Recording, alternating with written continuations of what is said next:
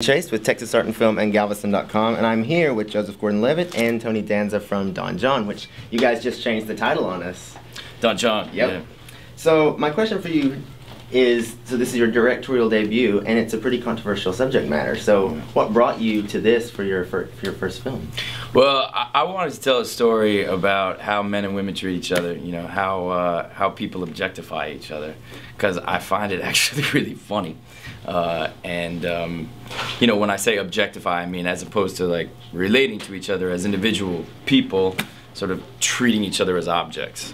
And you know, we are always comparing each other to these expectations that we have, and we learn these expectations from different places. A big part of the story is, you know, Tony plays my dad, and how you learn those expectations from your upbringing.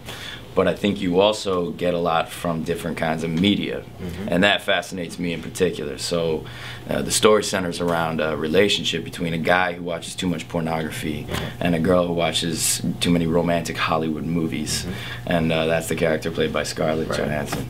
And you know, I thought that was a really funny way to sort of get at this question of how people are objectifying each other. But the movie does a really good job, I mean, of exploring something that I feel like that nobody talks about. And so I'm kind of curious what you thought when you read the script. I mean... Well, I think like you, I think that this is an issue that a lot of people don't talk about, but it's pretty prevalent, I think. And I think what's great about the movie, I think, you know, I mean, I think Joseph's...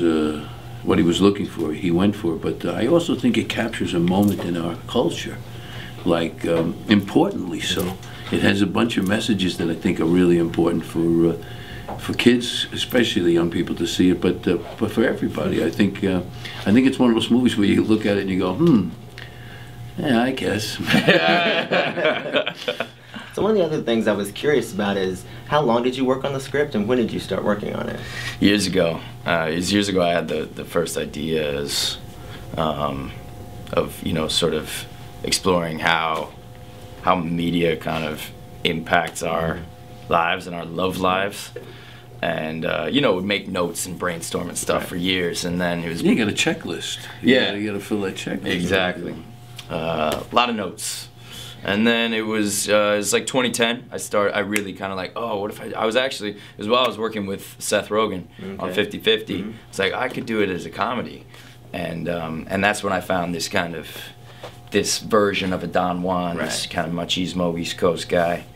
And, you know, it took a year or two after that. And just to sneak this into the conversation, I had a couple of my friends, legitimate Italians. You know, when Joseph wanted to do the movie, he called me up and asked me to do the movie. He says, "You think I can play Italian?" I said, "Yeah, that's what's wrong with you. You can play everybody." You know, but so a couple of the legitimate guys, you know, like the Lorenzo, the Frankie Pesces, they went in and they took a look. Frankie what? Frankie Pesce. Hey. Don't mention no names. Anyway, they gave him the Italian seal of approval. Big deal. So were you always wanting to write, direct, and star in it, or did that just kind of evolve as you were into the process? That was always sort of the idea. Okay. Yeah, when I had the idea in my head, just like as something that was doable. Okay. You know, it didn't have any big car chases. There was no scenes in outer space. Something we could do for, you know, relatively low budget, and so I could keep control of it and not have people looking over my shoulder, and yeah, it worked out. My last question, I just wanted to know, was there anything working, I mean, you've worked with so many great directors so far, I mean, was there anything that you took from Christopher Nolan or anybody that you've worked with that you were able to use in this movie that maybe you wouldn't have had if you hadn't worked with them? Oh, absolutely. I think, you know, having had the opportunity to be on as many sets as I've been on and watch so many directors do what they do is the main reason why I was able to do this.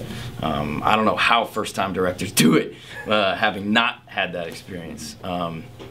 But you know what I've noticed about pretty much every director I've loved working for is they strike a really good balance between having a well thought through vision, but also being open to spontaneity. And then having to make those decisions, because those are the decisions you have to make all day as a director. It's like, okay, things didn't turn out quite as we expected. We don't quite have whatever, the location we wanted, or the blah blah blah, this wall is too close so we can't put the camera there. What are we gonna do? And so you have to sort of be spontaneous and ride that balance of like, how much am I going to stick to what we thought we were going to do, and how much am I just going to come up with something new, or are we all together going to come up with something new? Well, congratulations. I was definitely impressed. Right now, it's my #1 that I've seen so far. That's great, man. Thanks so much. Congratulations. It's nice to meet you guys. Do you care if we get a couple